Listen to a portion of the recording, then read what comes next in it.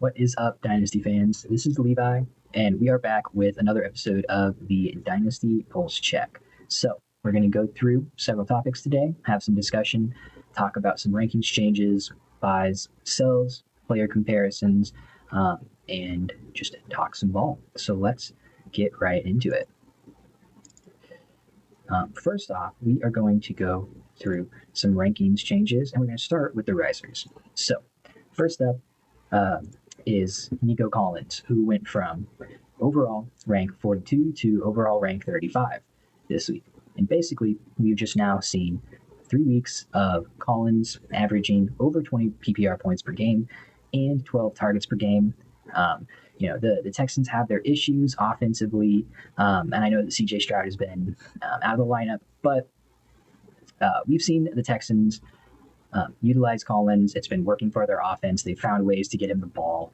And he is the best player on that offense, very clearly. And as long as the Texans are going to utilize him, he is going to score fantasy points, and I don't expect his usage to drop once Stroud is back in the lineup. So Nico Collins is going to bump up 7 spots for me, just because, that's what we drafted him for, was that elite wide receiver production, and he is now providing that for your fantasy teams. And so good to see it. Nico Collins up my boards a little bit. Next up, we have Kyren Williams, and he went from rank 51 to rank 43. So jumped up 8 spots, and he was hovering a little bit in uncertainty because of Blake Corum. Blake Corum, for a few weeks, was getting 10 to 12 carries a game, and really just was causing some worry about Kyren Williams' workload. He has traditionally been a volume-based scorer in fantasy. And so if somebody's coming in and taking a portion of that workload, then that's going to hurt both his floor and his ceiling as a fantasy asset. However, Kyren has continued to be productive despite Blake Corum being there. And what we saw in this latest matchup with Seattle is that when the games are closer, they're going to have Kyren out there for more snaps. They're going to give Kyren more work, as opposed to some of those blowout games where we saw Blake Corum get more snaps and more work. So Kyren is still the guy, and his efficiency has been significantly better than Corum's this season as well. So I'm not worried about Kyren's short-term or long-term production. He's the guy in that Rams offense. He's been producing even with Corum getting some work. And that offense right now is just really, really good. I will say for dynasty value purposes, there's less confidence in the Rams being a really good offense, maybe next year or the year afterwards, depending on personnel changes. But at its core, that team has a good offensive line. They have a good running back in Kyren Williams, and they have one of the best wide receivers in the league in Puka Nacua. And so even if there are big changes to the Rams in the next few years, I have confidence that they will still, at the very least, be an average to above average offense in the NFL, enough to provide Kyren Williams plenty of opportunity to score you fantasy points. Next up, we have Ricky Pearsall, and I moved him up from rank 83 to 75th. And when we're looking at Pearsall, I know that he had 1 reception for 0 yards this game. I don't really care about that. What I care about is that he's back on the field. He played 75% of the snaps, and he's in the 49ers offense with Brock Purdy at the helm. And so I don't expect Pearsall to be like the primary weapon in that offense. McCaffrey, Kittle, both incredible players at their positions, elite fantasy assets. However, in a 49ers offense that is suffering on defense, and they're going to have to put up plenty of points game after game in order to stay ahead, I expect Pearsall to get going from this injury and be fantasy productive. The volume's going to be there. They have a good quarterback, and there are enough other weapons in that offense that Pearsall isn't going to be doubled. He's not going to have any issues there. He's going to get plenty of opportunity. And really, I know that a big game is coming for Pearsall. I just really want to get ahead of it in these rankings, rank him kind of preemptively, because I'm sure that he is going to have a game where he scores at least 15 points in the next several weeks, and his value is going to bump about the difference that I have just made in my rankings. So that is Ricky Pearsall. Next up, Aaron Jones. He's back from his injury and looks good. Bigger thing is that Jordan Mason really looks bad. And so Jones is getting the majority of the work and pretty much all of the receiving work. I know that Mason sniped a touchdown from from Jones this week. But even if Jones or Mason has that short yardage work over Jones, Jones is going to have the receiving work. He's going to have the volume, and I think that the touchdowns are going to go both ways for these guys. And honestly, the Mason touchdown probably makes Aaron Jones a little bit more affordable right now because people are a little bit more worried about the split. If Jones had that touchdown last week, then I think he might be even more expensive than he is right now after his price is bumped up since he's been back. So Jones is somebody that I would consider trying to pick up if you need some running back production. I think he's going to be like a solid RB2 to finish out the season. Very limited value going forward, in Dynasty, but he can give you some production, and if you need it, then you need it. Next up, we have Byshell Tootin. He saw a considerable increase in his workload here in Week 11. I don't want to put too much stock into it because it was more blowout game. But it is what it is. He had a workload. He looked good. What are you going to do? I do want to see more of more games with that increased workload before I really shoot him up my rankings.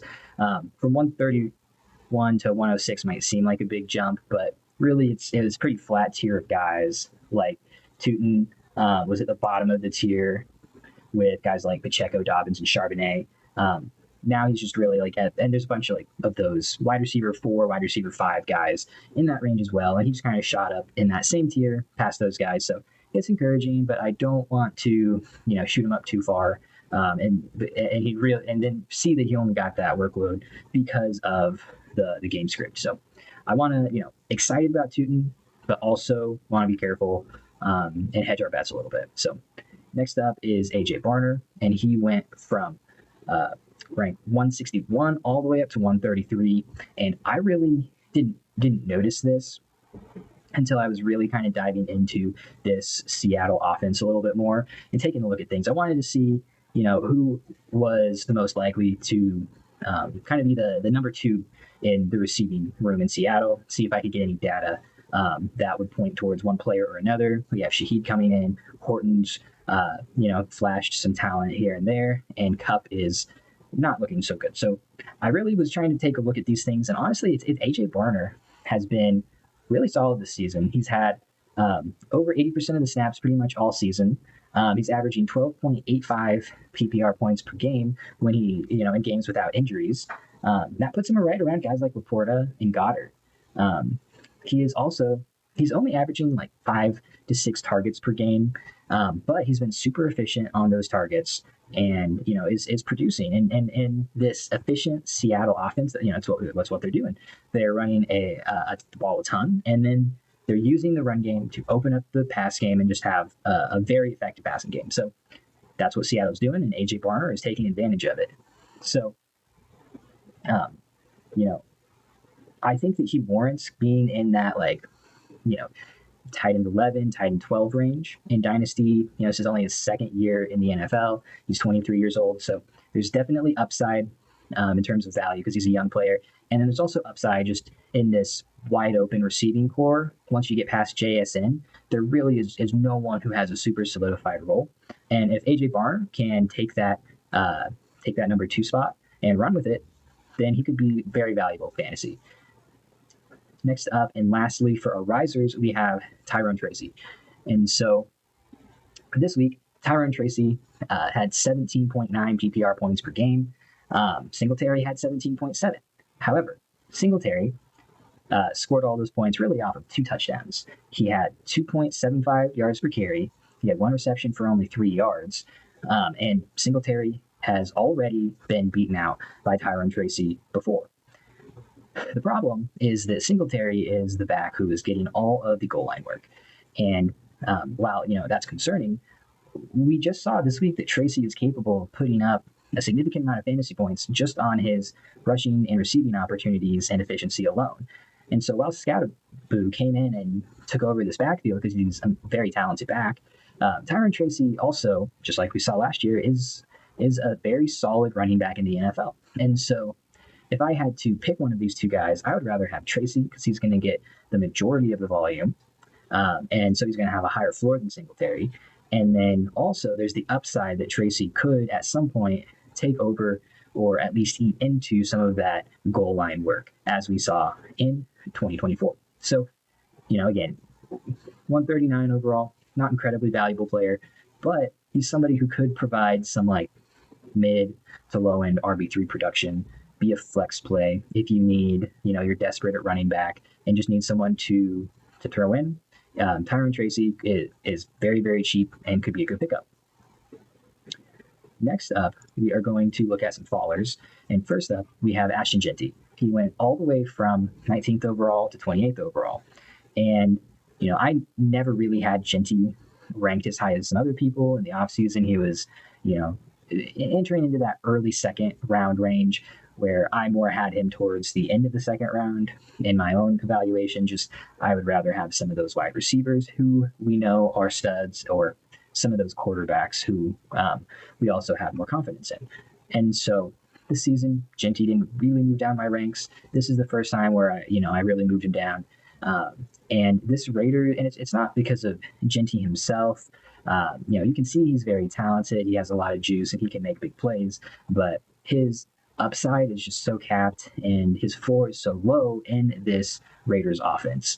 And things can change really quickly in the NFL, but this Raiders offense is so bad that I have such a hard time believing that they are going to be able to make a complete 180 in just one offseason. And so not only is Jeanty underperforming and underwhelming right now, I think he can get better next year, but he's has been valued at the RB3 in Dynasty, when I don't think he is very likely to be an RB1 in scoring for at least another year until 2027. So he has a ton of upside. He's a great young player, but he's more of a stash right now, and he's just not gonna be a difference maker for you this season. He's unlikely to be a difference maker for you next season. So I had to move Jeanty down my rankings. For Rome Odunze, I moved him down from 39th overall to 46th overall, all the way down to my wide receiver 19. And I am just going to pull up his game log, and which you can see next to me. So Odunze started off the year looking great, right? 15, 31, 15, 16 points per game. And he did that on 9 targets, 11 targets, 7 and 8 targets. So Rome Odunze came out looking great, looking hot, right? The fantasy points were there, the volume was there, but what we can see is that he had a touchdown every single game for 4 weeks straight. And when you take that into account, like if he hadn't scored those touchdowns, most of these weeks he was putting up single digits or just above. And so the big difference in this offense is that before the week 5 bye, the Bears had virtually no running game, and both Loveland and Burden were barely seeing the field, and DJ Moore was just like an afterthought. He was being almost completely ignored. And so at that point, Odunze was really the major player in the Bears offense because they didn't have a lot else going on, right? They had Zacchaeus, and they had DJ Moore that they just weren't throwing the ball to, and they had an anemic running game. However, after the week 5 bye, what we saw DJ Moore get more involved. We saw the running game really take off, and we have seen Burden and Loveland both get on the field, increase their opportunities, and have designed plays made up specifically for them. And so all those factors together have just taken away, kind of sucked away some of that opportunity from Rome. And so he went from like 10 targets a game down to 6 targets a game. And his production has taken a similar hit. So in the past 6 weeks, he's been 5, 5, 18, good game, great. And then 0, bad game, back up to 20, and then 6 points last week. And so he really is right now looking like the definition of touchdown or bust wide receiver. Because even though he is getting a decent amount of targets, he just is a high ADOT player who, whose quarterback is not amazing at longer throws. And so not a ton of these are connecting. And that is simply what happens with high ADOT players who have, not the best deep ball quarterbacks. And so, you look at Amon-Ra St. Brown or Jamar Chase, players like that, and they have like 85%, 90% catchable target rates. And then also have like a high number of catches. per their targets. And then you look at a higher ADOT player like Rome, and he's down at like 60% catchable target rate. And that's just, again, that's just a side effect of the type of wide receiver he is that even if he gets the volume, it's not always going to lead to receptions. And he's going to be volatile based on those big plays. And so Rome is going to have good games and he's going to have bad games. But averaging 13.5 points per game is just not really somebody like a wide receiver that I'm chasing. And just because he is a young wide receiver and he's the wide receiver one, in an offense that we're excited about, doesn't necessarily mean that he's going to be a big fantasy producer. Doesn't necessarily mean that he has to be like a top 15 dynasty wide receiver. And so each week that goes by, I get more and more confident that the first 4 weeks of the season were the outlier games, and then last year and the second half of the season, that those are the more accurate representations of what Rome is as a fantasy wide receiver. Next up, we have Quinshawn Judkins. This one's going to be faster and easier. Judkins is just he's a very exciting running back, very talented runner, very clear.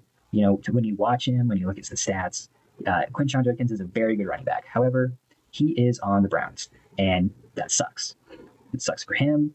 That sucks for, everyone else on the Browns. So he is just someone who, again, I do not see this team in the near future being a team that can support elite fantasy production in a running back who is mostly a pure runner, who has very little receiving upside, and who's going to be pretty reliant for elite production on touchdowns. And so he's just somebody who I have to slide down my rankings a little bit. I think there's guys in that range who have similar levels of upside, but are more likely to achieve that upside in the short term as opposed to the long term. So pretty similar to Genty. And we will move down next to JJ McCarthy, who I dropped pretty far from 68th overall to 83rd overall. And this is mostly about McCarthy and just how he's looked out there on the field. He's actually been a decent fantasy producer when he's starting. He hasn't been killing you. He's had some down weeks that were killer, but he's had several good fantasy weeks mixed in there as well. However, he just doesn't look great. He is in arguably like the best situation for a quarterback with the Vikings and then the pass catchers. It's hard to come up with a situation in the NFL for a quarterback that would be better.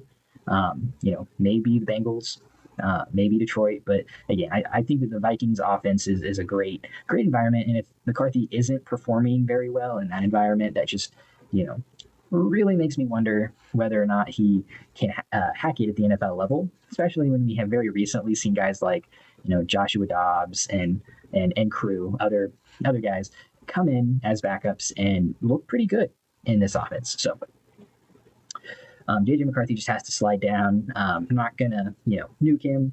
He, all prospects, they need time. They have possibility of developing over time, but my confidence in McCarthy is decreasing every week. Next up, we have Chase Brown.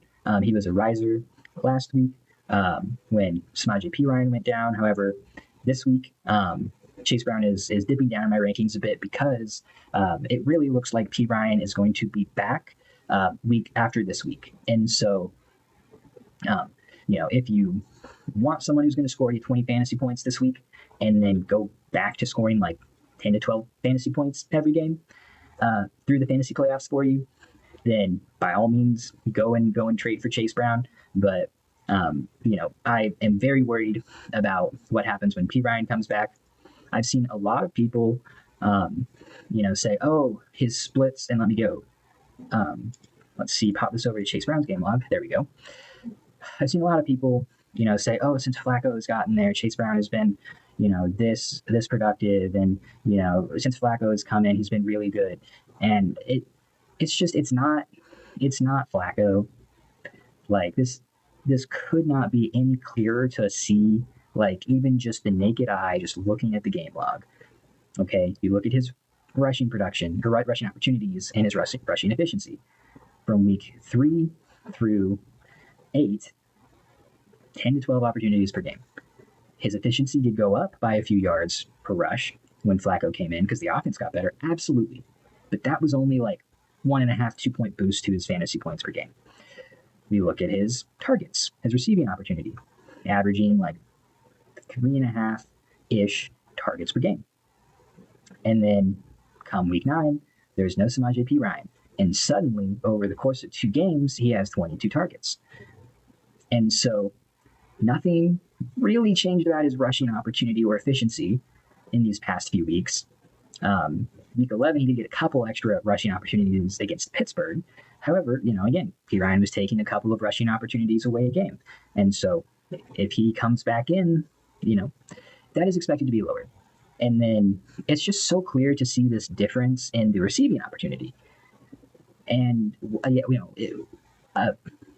his other back in the backfield goes down and suddenly his receiving usage triples at the drop of a hat. Like, it's so clear that Perine is in on passing downs. He's in for about 40% of the snaps. He's in on mostly passing downs to be the blocker.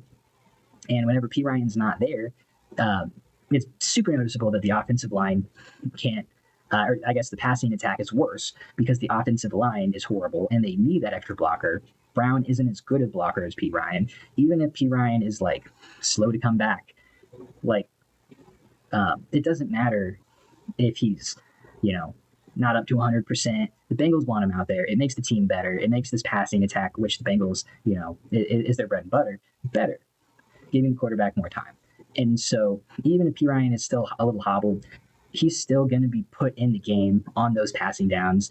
And it's going to limit Chase Brown's receiving upside because you can't get checkdowns if you're not on the field.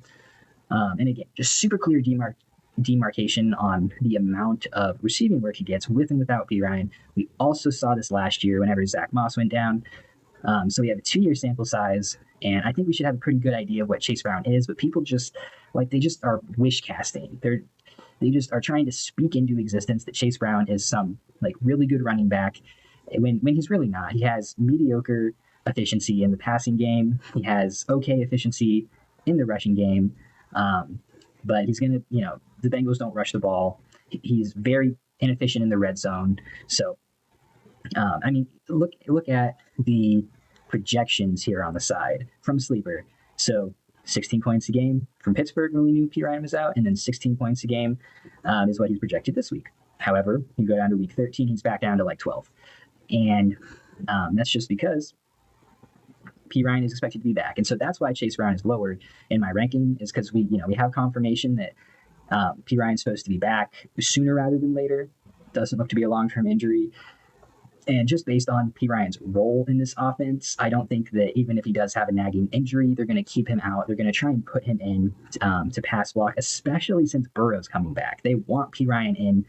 They do not want Burrow getting hit any more than he has to. And so, honestly, if anything, like Burrow coming back, it makes me feel worse about Chase Brown because they're just going to want to shove Perine in there to block his butt off for Burrow like he is very capable of. So Chase Brown, moving down my rankings, I would not recommend trading for him. I would trade him off your roster if you can. I've seen tons of trades where people are sending like 27 first and 27 second or 26 first and 26 second, which is just ludicrous for a player who's going to give you like 1 or 2 more weeks of solid production and then fall off for the fantasy playoffs.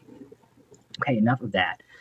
Next up, and lastly for the fallers, we have Matthew Golden. Only moved him down 6 spots from 101 to 107. However, it really with Golden just coming to the realization that he's not going to be a fantasy producer this season. It's okay. He's a rookie. He has had plenty of opportunity in this Packers offense. He's had some flashes, some near misses on big plays, but he's had all the opportunity in the world. And so it is disheartening seeing him just not produce, seeing Christian Watson walk back into this offense probably earlier than he should have off of a pretty brutal knee injury and just significantly outproduce him. So not nuking Golden. I think he's a hold. I don't think you're going to get anything super valuable for him, and he's still a young player. He was a raw prospect coming out of college, and so I think that sliding him down, but still trying to be patient. And then next up, we are going to go through just real quickly some players where I did not change their spot in my rankings. And so first off, Jalen Warren, Gainwell had another big game. It was against the Cincinnati Bengals. Warren comes out. Gainwell gets all the opportunities. If they're a run-first offense that has a pretty decent running attack against, and they were playing one of the, again, worst defenses in the NFL. We saw Gainwell have a big game earlier in the season. Again, when Jalen Warren went down with one injury. I forget what the injury was, but went out for the game. Gainwell came in, had a great game. We've seen this before. They went right back to Warren. Warren is just clearly the better player in the rushing attack. He's clearly the better player in the receiving attack. Just more juice, more versatile. And Gainwell might get a little bit more work, this, that, and the other, but Warren seems like his injury is very mild. He should be back very soon, and I don't expect Gainwell to really eat into Jalen Warren's workload any more than he has in the past month. So Jalen Warren's not a guy that I'm moving. Khalil Shakir, a bad game, negative receiving yards. This is just what the Bills' offense is. Some weeks someone's going to be productive and other people aren't. They spread the ball around. This week it was Shavers and Josh Allen and James Cook. Next week it's going to be, probably 2 or 3 different people. And the week after it's going to be a new set of people. So not worried about Shakir. He gets the most consistent target volume. He's a good player. We wish we could see more out of him. He's a great player. Just more usage, I should say. But he is what he is. We know what he is. And there's going to be games like this, but he's also going to have plenty of games of 10, 15, and 20 fantasy points. So not moving him. Last week we moved Travion Henderson up the rankings once we saw some proof of concept for him. This week had another great game. Again, not moving him up the rankings. This week though, we saw last week what he could do as the standalone back in this offense with more workload. However, this week, we really just saw the exact same thing, is that if he's going to get all of the opportunity, then he can produce and he'll probably score plenty of touchdowns. However, the problem is that we haven't seen him alongside another capable running back. And so I am just not confident yet that they plan on using Henderson as a workhorse back whenever some of these other running backs are healthy. And so what we really need to see is what Henderson looks like with Ramondre back. And if Henderson is still getting plenty of work, like 75, 80% of the touches, then absolutely I'm going to shoot Henderson up my rankings even more. But I do just want to be patient because I don't know if the Patriots now or in the future really see him or want to use him as a workhorse back. Next up, really, I just wanted to touch on all the Chargers pass catchers. This was a bad week for the Chargers offense. Their line is in shambles, but we know that the pass catchers are talented, and Ladd, QJ, Gadsden, and we know that the quarterback is very talented in Justin Herbert. And so I have confidence that this team will do what they can. This week to get ready for next week, the run game really fell apart when Vidal went down, and then the passing attack was not good. And so they really didn't have anywhere to go with their offense, and the game just got out of hand. I think that the Chargers have plenty of talent. They're going to make whatever adjustments they can, be ready for next week, and there's just going to be plenty of volume and talent for these pass catchers to perform and score you fantasy points. So not moving any of them down rankings based on this last week, or Justin Herbert. So next up, we have Ken Walker and Sharpen. Walker had a 20-point game. He had a touchdown. That's, good. Walker has been seeing a little bit more red zone usage. But again, I think these two are going to go back and forth. Next week, Charbonnet is probably going to have the touchdown, and then we're going to be back to square one. I would love to see, one of them get more work, something to really change in this backfield, but I don't think it's going to. And so with Walker, really where I have him valued, I have him there because of the upside of him getting traded, even if he going to a better situation, being able to really be like a true one and have a backfield more to himself than he does right now. And so him getting splitting the red zone touches right now with Charbonnet, I mean, he's still going to be inconsistent, still not somebody you feel confident about starting. So not really moving him in my rankings. And then next up is Michael Wilson. He's just, he was what he was before. He's a stash guy. Maybe a dart throw kind of player who maybe he can become something. But unless there's significant injuries to an offense, he's not really going to be better than like the fourth or fifth option on the offense. And so, that's just what we're seeing with the running back room decimated for Arizona and Harrison out for a week. Somebody had to step up and get the ball thrown at them. And that was just Michael Wilson. Maybe if we see more, then we can be more excited about him moving forward. But, really, he might have like one more usable fantasy game and then slide back down to fantasy irrelevance once Mar comes back. So he's not somebody that I'm moving at this time. Next up, Devontae Smith. He didn't have a good game. He still honestly had quite a few targets, 7 targets, 1 reception. A.J. Brown did have 11 targets and considerably more receptions and fantasy points. However, this really felt like a get right game for the Eagles and kind of their relationship with A.J. Brown, appease him a little bit because his first read target share for this week was up at 47%. And in prior weeks, I guess his prior season average was 33%, which is really high. So 47% first target read, that's like unsustainable in most situations in most offenses. Maybe like JSN or Puka have that high of first read target share. Maybe I didn't dive in, but again, that's not super sustainable. It's an outlier game. I think they were really just trying to target AJ Brown. Smith still had plenty of targets and opportunity. Just one of those games didn't bring in the opportunity. I would still rather have Devontae Smith over AJ Brown in fantasy and in Dynasty at this time. So have not moved Devontae Smith. And then last one is RJ Harvey. Some people were expecting more of a Travion Henderson-esque performance now that Dobbs is on IR, but they were playing the Chiefs. Great run-stopping defense, horrible matchup. The game was a dogfight. I wasn't expecting a ton out of Harvey, and maybe that's why I feel differently. But this was just a bad matchup, and they did give a decent amount of work to McLaughlin in this game, which, again, I did expect. I didn't expect him to come out and just have like 96% of the snaps or something ridiculous. So not moving Harvey. Hopefully, with this opportunity that he has on the Dobbins is on IR, we can see more. We can be more confident in him moving forward. But this one data point in 1 week against a tough matchup isn't super concerning, not moving him up or down based on this game. Okay, so that is the rankings. Now we are going to go to the smash buy of the week, and that is going to be Bucky Irving. Right now on the Flock Expert Fantasy, the Flock Fantasy Expert Superflex Dynasty rankings, Bucky Irving is ranked 39th overall. And so I have him quite a bit higher at 28th overall.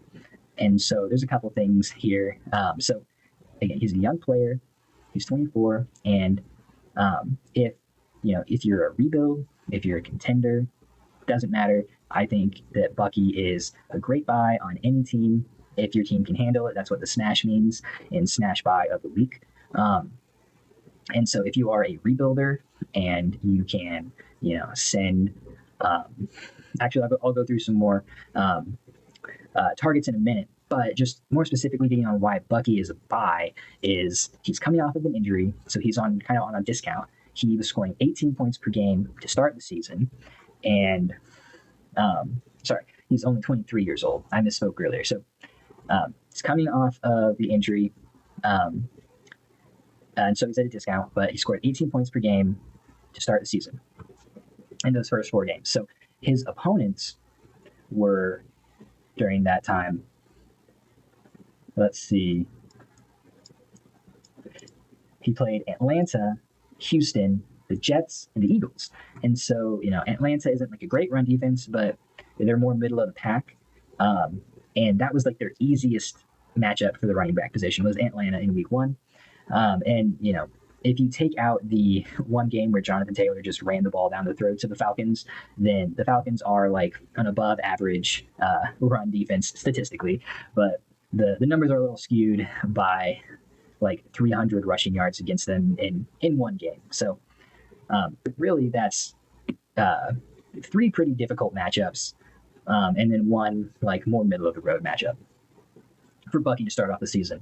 And not only that, but the offensive lineman Tristan Wirfs missed the beginning of the season, and Luke Giodecki, sorry if I said his name incorrectly, but he went down in week 2 with a foot injury, so we really only got 1 week out of him.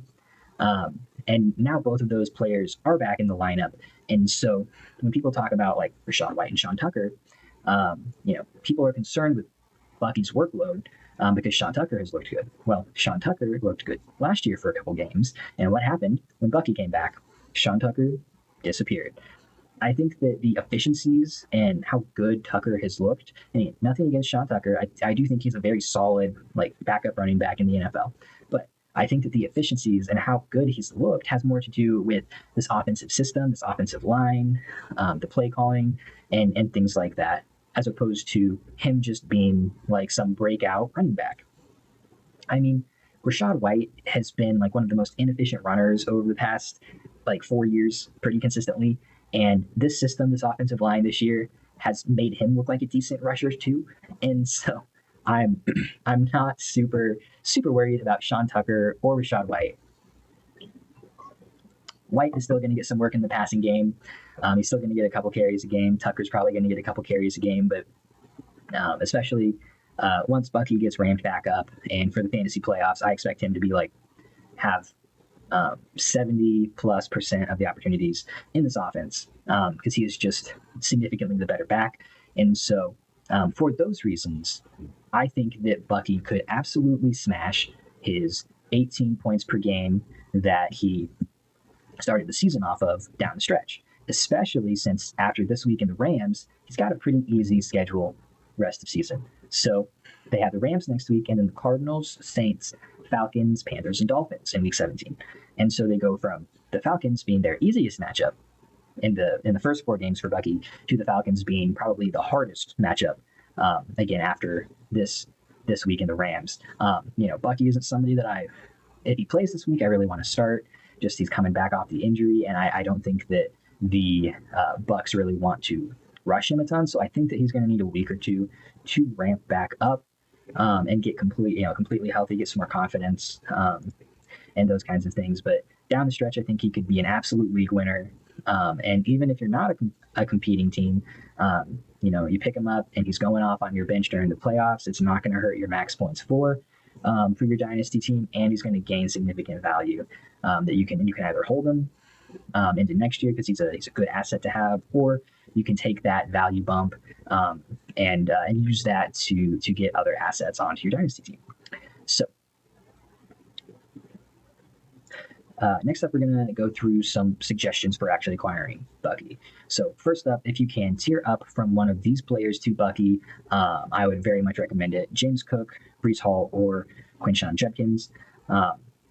Really, I just think Bucky is a better player, and if you can, a better player, younger than Cook or Hall, and he's in a pretty good offensive situation as well. So if you can up tier from one of these guys, that would be a great move. And if you can up tier from someone further down in the running back rankings, then obviously that would be great. If you can move off of like a Derrick Henry while he's producing, a Travis Etienne, somebody like that would be great.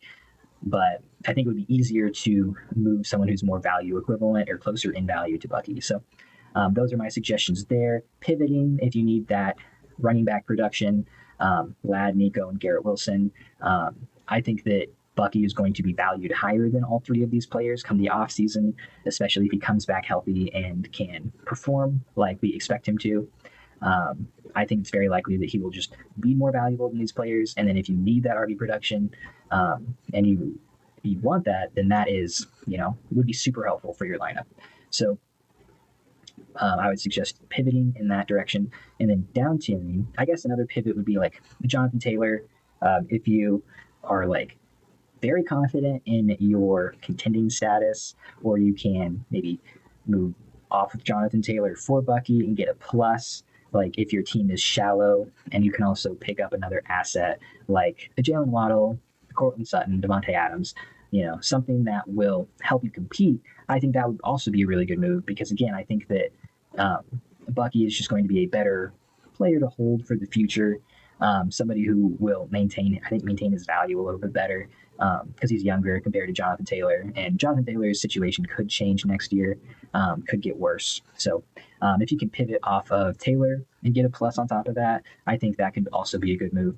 And then, you can down tier from Gibbs or Bijan. I want to get like a significant plus on top of them, like more than a first.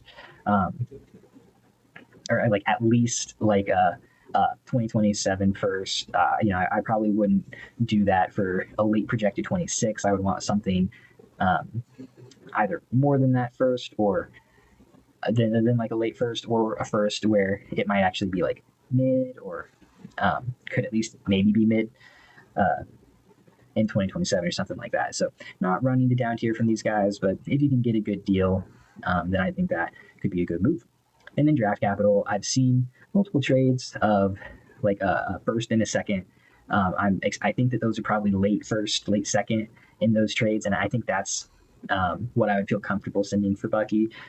I mean, if you're a playoff contender, maybe like a high value team, I'd probably be okay sending your 2026 first and 2027 first, just because if both of those are projected late, I think that would be more like a equivalent value trade. But I think that you can get like a first and a second, send that and get Bucky. And then I would also, even if you're like not a contender, maybe you have another team's first or you're a rebuilder, before Bucky's price goes up, if you have like maybe like it's going to be the 105, the 106. And you can send that for Bucky. I think that would be a great move as well. I think whatever player you're going to get at that spot is going to have similar level of upside, but a less confident asset. I guess a higher downside asset would be a better way to say that. Okay, and that's Bucky. And so now we have our smash sell of the week, who is Trevor Lawrence, who is ranked 62nd overall on the Flock website. And really, what this comes down to is I think there are better things that you can do with Trevor Lawrence's value than just hold Trevor Lawrence, because he's probably going to be a like startable quarterback for the next 3 or so years, but he's not going to be a difference maker for your fantasy team. So if you really need a quarterback right now, either for the end of the season, or you're just really light on quarterbacks, you want to keep them and you can't get a good deal for them, like you can keep them. But if I'm getting like good value, like this kind of value for a Trevor Lawrence trade, I'm just hitting accept. Like I just don't really want him on my fantasy teams. At this point, he's had 4 weeks this season below 12 fantasy points per game, and he's only had 3 weeks above 20, 1 week above 25. And so, he is a producer. He does score some fantasy points, but his difference-making games are few and far between, and he is giving quite a few duds. And a lot of that is just Lawrence as an NFL talent, and the fact that, he is just very clearly not going to be a high-level NFL quarterback. He's not going to be one of those difference-making guys for fantasy or for like an NFL football team. And I think that's just becoming more clear. He does have that rushing upside, so he is giving you 16.61 fantasy points per game. But again, he has a decent amount of value because he is like at least a moderate fantasy producer, and he's locked in with the Jaguars because of his huge contract. And so just a little on that, there's really like no out for Trevor for the team to get out on Lawrence until at least like 2029. Like this contract is nuts. The dead cap would be insane if they tried to move off of him for the next 3 years, and then even in 2029, they would be taking a huge hit getting rid of him. And I don't think any team is going to be trading for Lawrence and like taking on his current contract. So Lawrence is kind of stuck there, and so that's really kind of has been insulating his value, because we're like, oh yeah, he's going to be a starting NFL quarterback, but he, even if the guy's on contract, if the team's doing poorly, they can take a shot on a rookie quarterback. They can hire or sign on another cheap veteran. And we saw that with Russell Wilson, and so things can happen. And even though we feel super confident based on his contract, him being a starting quarterback, for the next 3 to 4 years. It's not guaranteed, but again, those two things are giving him this like base level of value, and I would rather move that value into something else. So like up tier to a QB that we feel better about long term, like a Goff, a Dak, or a Purdy. Goff and Dak are older, but we're much more confident in them as like good NFL quarterbacks and more confident in them as fantasy producers. And so, and if you can up tier higher than this, I absolutely would. I would even, try and move Lawrence for Daniels.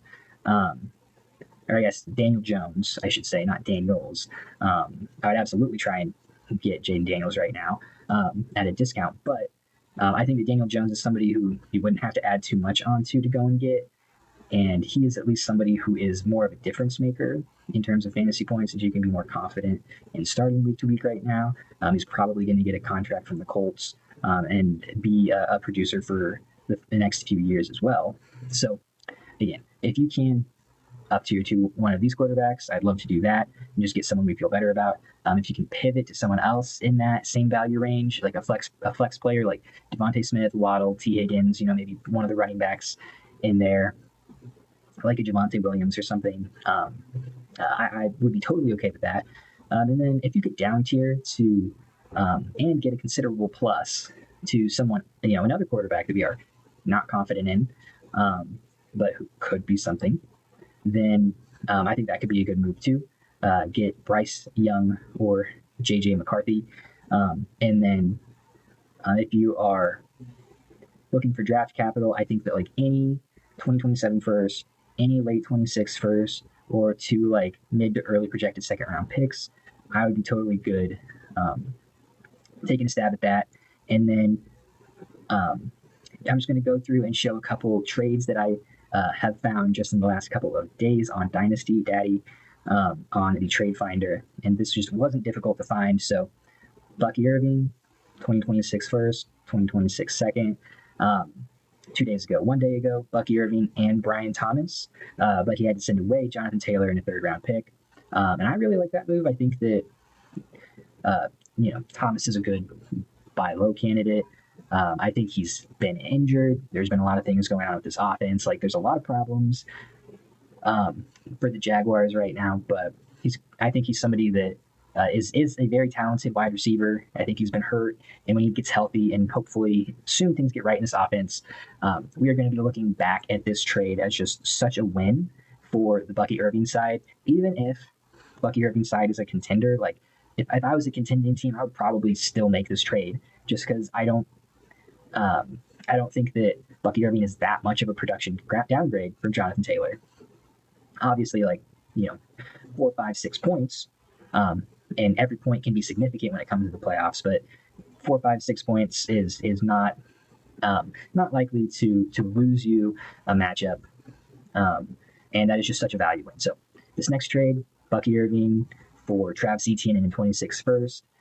Again, I would expect that to maybe be a late first in that trade, even if it's not, like just throwing like Travis Etienne on top of maybe like the 106.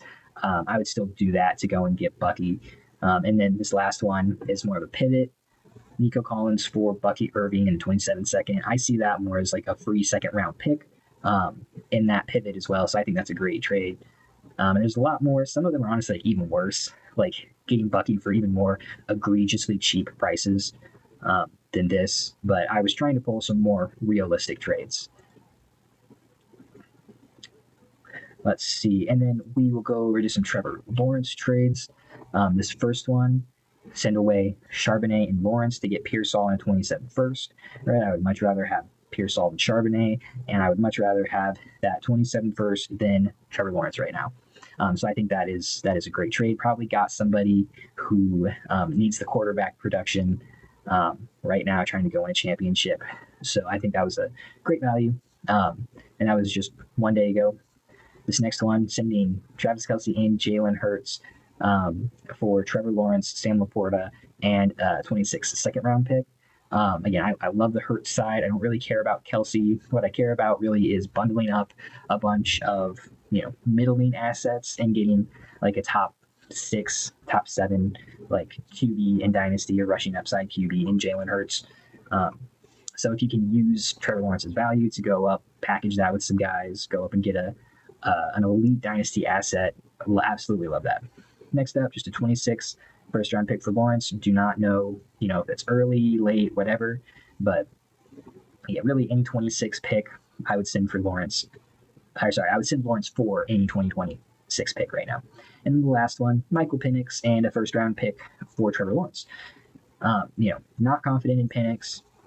With this injury, he hasn't looked good. He hasn't looked great for the team, and now he's injured. So, there's a real possibility that the Falcons could take another shot at quarterback in the draft, could try and hire another quarterback. And so just getting that extra first round pick on top of Trevor Lawrence, I think, is a great move. Okay.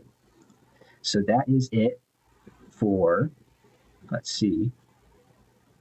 That is it for the buys and sells. Now we have a little detour to look at a topic about QB upside and offensive changes. So better offenses, less QB upside. That's kind of the title of it. And so basically looking back, a lot of QBs have this rushing upside that seemingly just kind of disappears, comes and goes, and this and that. And it's not super consistent. So the consistent rushing guys like Jalen Hurts, Josh Allen, Lamar Jackson have very consistent average rushing attempts per game over several seasons. Those are really rushing QBs. Then you have this realm of guys that have rushing upside. Sometimes don't have rushing upside. And that's guys like Justin Herbert we've seen this year rush the ball more. We've seen Baker. We've seen Mahomes. We've seen Caleb Williams rushing upside be up and down. We've seen Bo Nix rushing upside be up and down as well. And so I'm trying to take a look with this discussion at when do QBs rush? And so there's that tier, that section of guys that are just rushers. They are very consistent in their rushing, doesn't really have ups or downs. They just have that rushing production. And then there's that tier of guys who has the rushing production sometimes. And then there's a tier of guys who just really never rush, right? So you're Dak Prescott, you're Jared Goff, you're Brock Purdy's. And so really when we look at it, there's 4 things that I think really factor into when QBs rush. First is just, can the QB do it? Are they good at it? Goff, a guy like Goff, a guy like Rodgers, Purdy, Dak, these aren't very good at scrambling and getting yards. It's not really in their game. And so they don't do it. They don't do it a ton. It's better for them. It's better for their offense to try and sit in the pocket longer, to throw the ball away, or maybe, have some opportunity for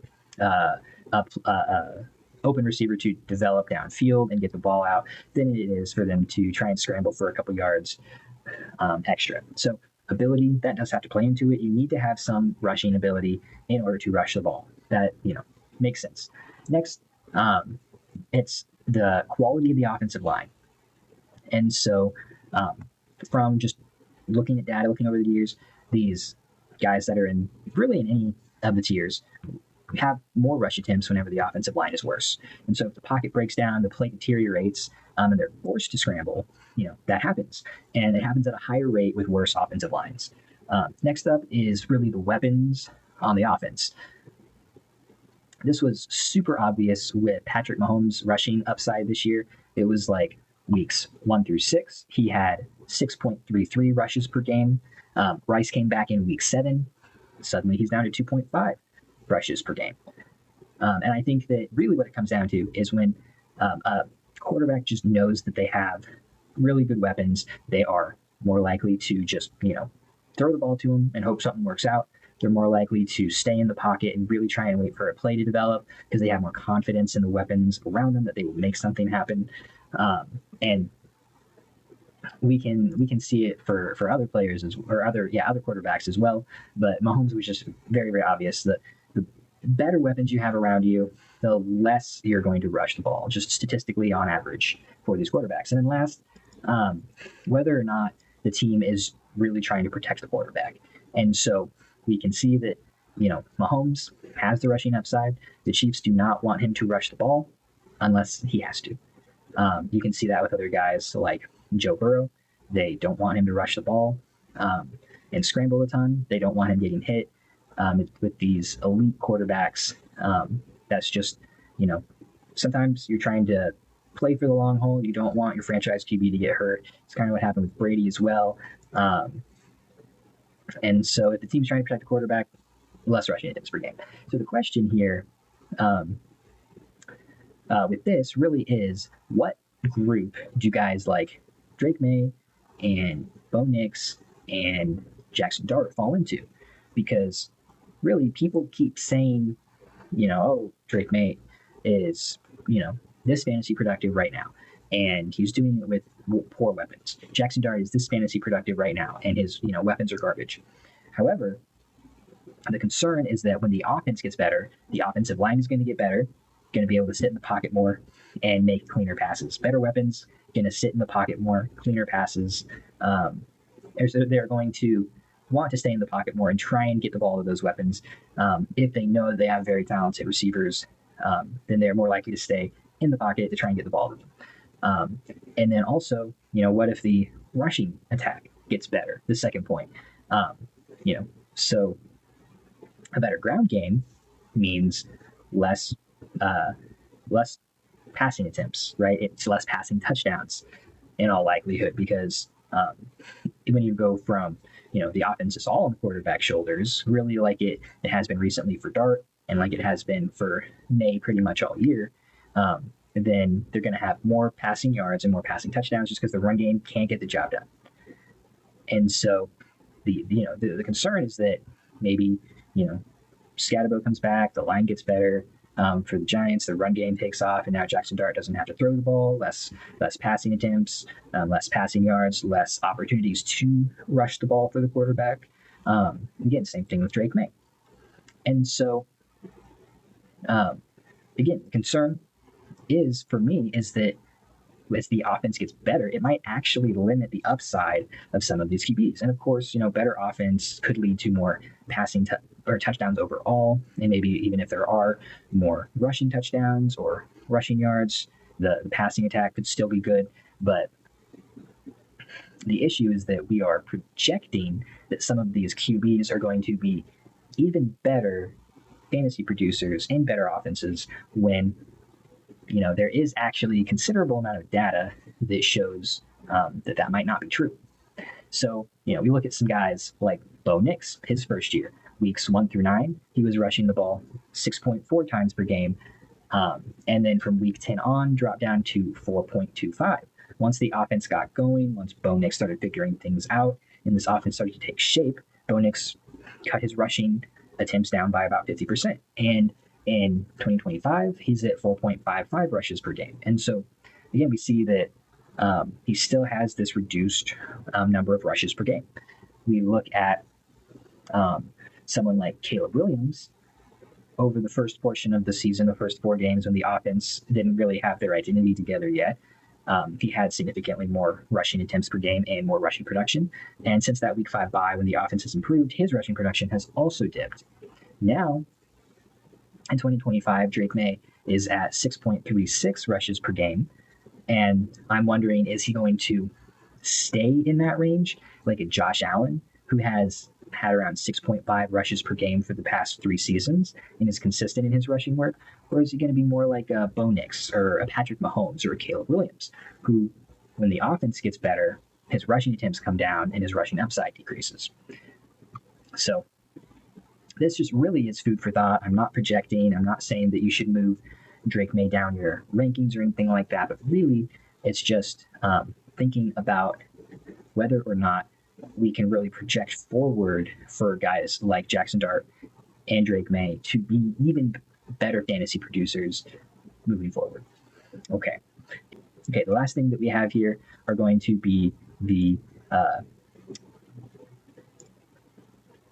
player comparisons. And let me just make this a little bit bigger. I know it's not going to fit on my little template here, but that's okay.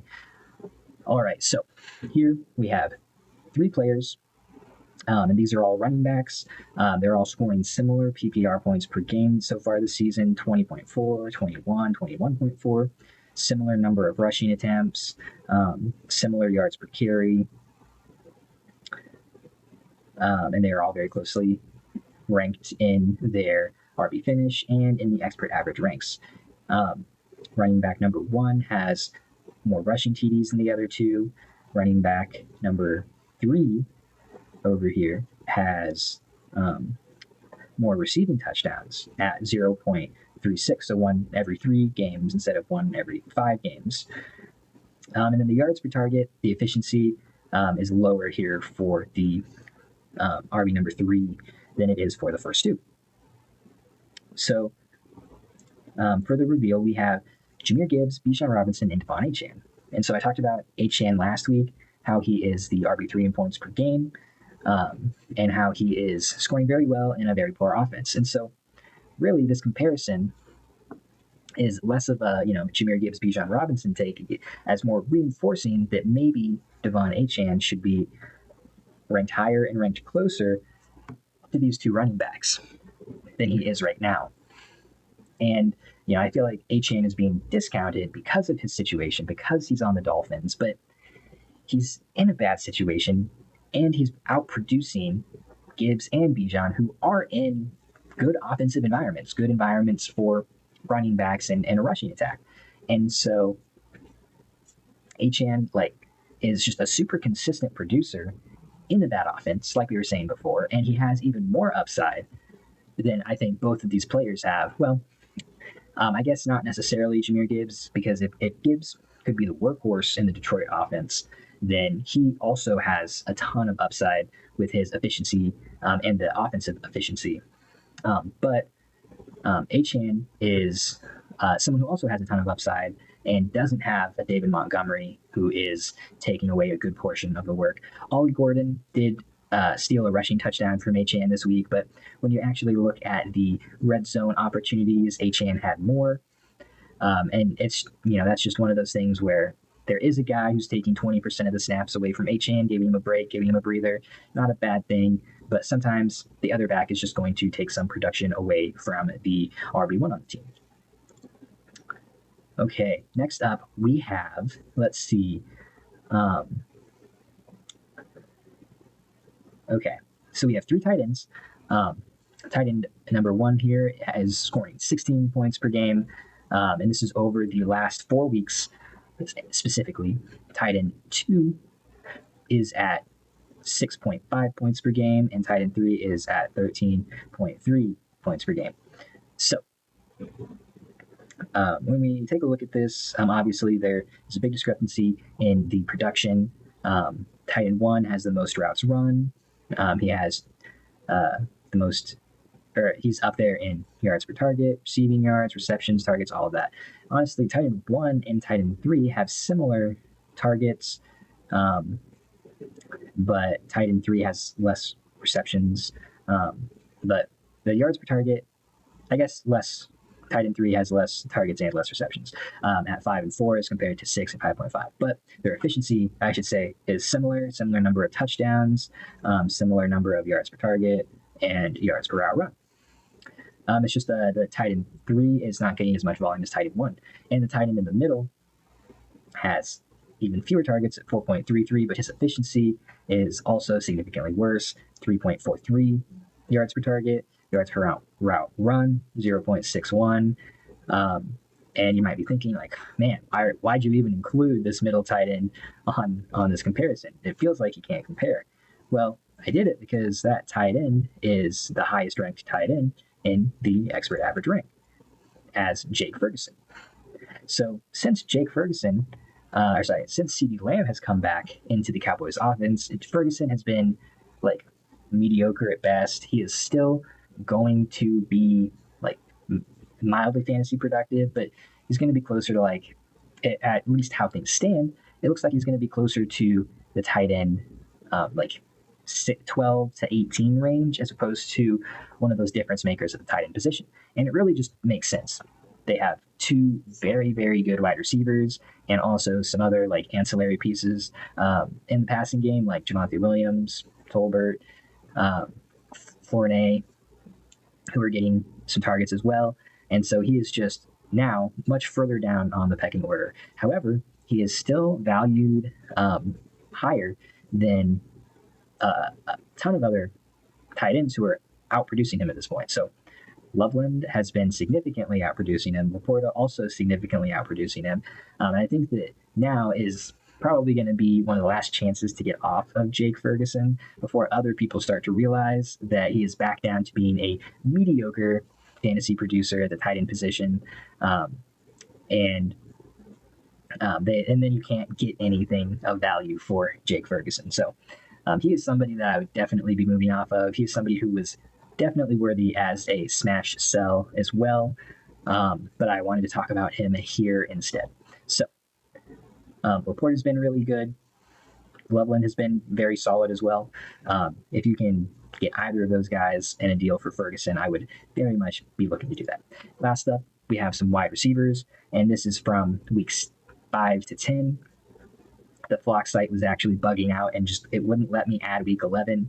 But honestly, all three of these receivers scored pretty similarly in week 11. And so I was not concerned that that week in particular, this week, wasn't included because it didn't really make a huge difference in this data. So wide receiver 1, 17.4 points per game. He's the wide receiver 9 over that time point. Wide receiver 2, 9.9 points per game. Wide receiver 46 over this time frame. And then the wide receiver 3 on this list is at 15.1 points per game, and the wide receiver 15. And then you can take a look at these stats, but just the wide receiver in the middle is getting less targets, less target share at 21%, less receptions per game at 3.4, less yards, less touchdowns, less yards per target and yards per route run, but a similar level of routes.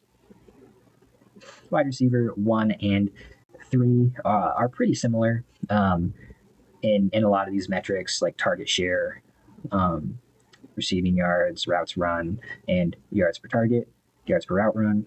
But the big difference is that wide receiver 1 has just gotten more TDs into the end zone.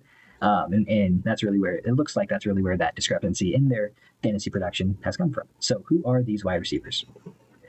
We have Ladd McConkey, Rome Odunze, and Emeka Egbuka.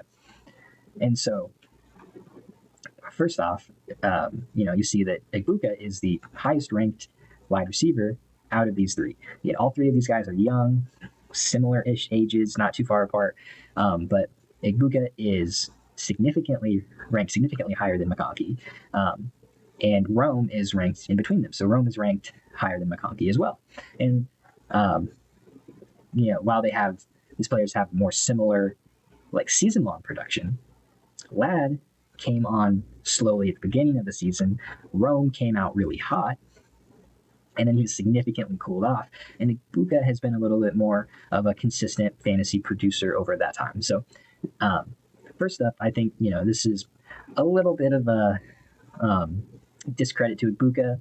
He hasn't been like a difference maker. He's been good, but like 15 points per game isn't necessarily like difference making production. And this has been the time these past 5 weeks when both Mike Evans and Chris Godwin have been out of the lineup.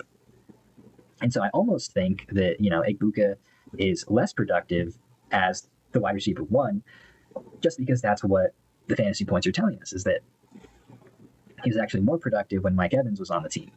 And so that is a little bit concerning for Egbuka, but really the big point from this is that Odunze has just really not been very good for the past 2 months. So 9.9 points per game, not inspiring at all. And then he is getting a decent number of targets at 6.8, but he's only catching half of them. He only has 3.4 receptions per game on 6.8 targets. So very discouraging from that end. And again, it has to do with his ADOT, his catchable target rate, his separation, things like that, that are just kind of intrinsic parts of Rome Odunze's game. And it leads to less fantasy production than players who get more volume and have shorter, smaller ADOTs than Odunze. So this is more, again, just kind of justifying dropping Odunze in those rankings. And I think that Ladd came on slow this season, but he is somebody that I still do have a lot of confidence in as a high-end dynasty wide receiver. So that is all I have for you today. I hope that you enjoyed this episode of the Dynasty Pulse Check. I know it was a longer one today, but thank you for listening. If you could leave a like, subscribe, a comment, or join the free Discord down in the description. All of those things would help the channel, help me out, and I would appreciate it. So thanks for listening and have a good rest of your day.